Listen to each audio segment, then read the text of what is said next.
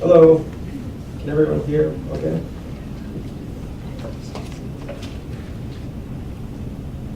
Okay, good morning. As he said, I'm Joshua. I am the User Experience and Assessment Librarian at Michigan State Universities. Thanks for being here and for this opportunity. I want to talk just a little bit about some recent enhancements that we were able to make to some of our services and spaces on the first floor of our library. So libraries, as you know, are home to a ton of information, but accessing this information is oftentimes a complicated and effort-intensive process. For instance, if we're looking for this book for a research project, we'd have to go to the catalog and find this call number. Then maybe we'd go to the library and find a map to figure out where this is. Some of our maps are not super helpful. Some of our maps are really, really detailed and also not helpful. Nevertheless, let's say that we figured out we needed to make it to the fourth floor northeast side of the building. So we'll head up that way.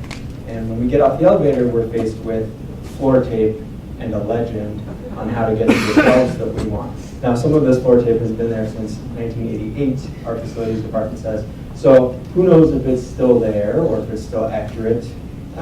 But let's just say, by some miracle, we make it to the book that we want.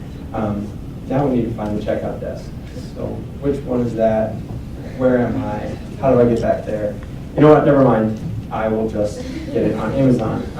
You'd be surprised at how many of our students in our usability studies said that they would rather pay to have something delivered to them than ask a librarian for help or go through the difficult process. It's really eye-opening.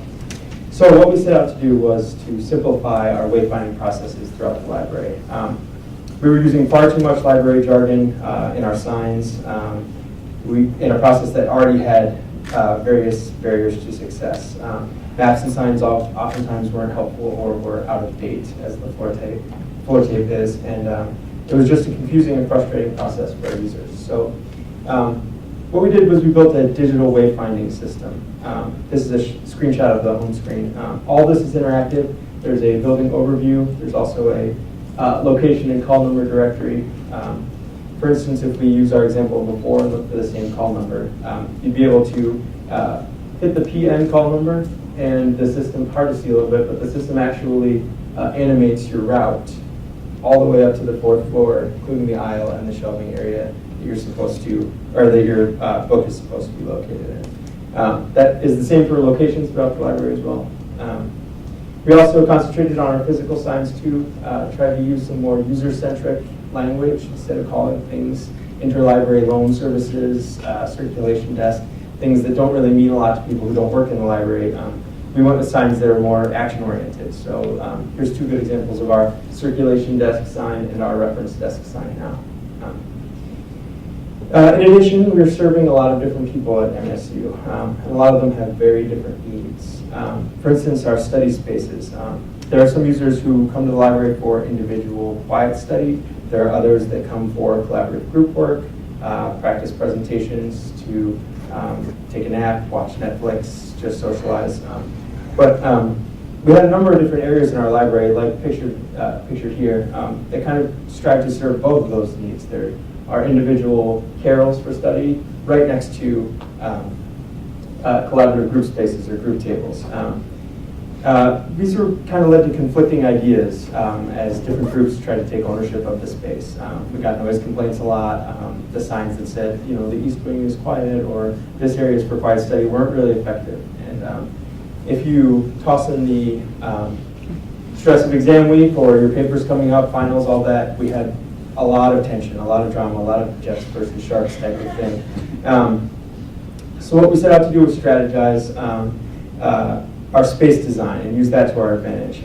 We still wanted to provide for various needs, but not in the same spaces. As I said, our physical signs were pretty much non-existent as far as what was a quiet area, what was a collaborative area, and this led to a lot of drama. So as we redesigned our first floor, we really committed to the idea that the east wing would be for quiet study. As you can see here, we removed all of the collaborative tables, all of the couches from the east wing, replaced them with quiet study carrels. On the west side, we did the opposite. We facilitated for much more collaborative group work. That's where most of our couches are. We moved all of the group study rooms from the east side over to the west wing. And then we use the furniture of each space as well as kind of the floor layouts to try and dictate the intentions for the behavior of each space. While this is not really traditional tales of information architecture, I think in our ongoing redesign efforts, our success has really come from our focus on how we organize and present information. By concentrating on the language that we use around the library and our wayfinding processes, and also how we design our physical spaces, we were really better able to serve the needs of our community, help reducing confusion and frustration. That's all the time I have, but thank you for this opportunity. And if you want to reach out or ask, I don't know if we have time for questions, but a couple questions. Email and Twitter if you're interested. Sure. When we were taking classes together, did you ever think to be an interior designer? Yes. No, not traditionally. I would say that if I had to critique some of the design classes that we took together in grad school, it didn't focus enough on things that weren't online. Whether or not that be physical space or how you physically present an exhibit, let's say, in a museum or something like that. Granted, we took a very UX-heavy track, but yeah, I would say no. I didn't think I would be worried about the color of the carpet or things like that. But here we are.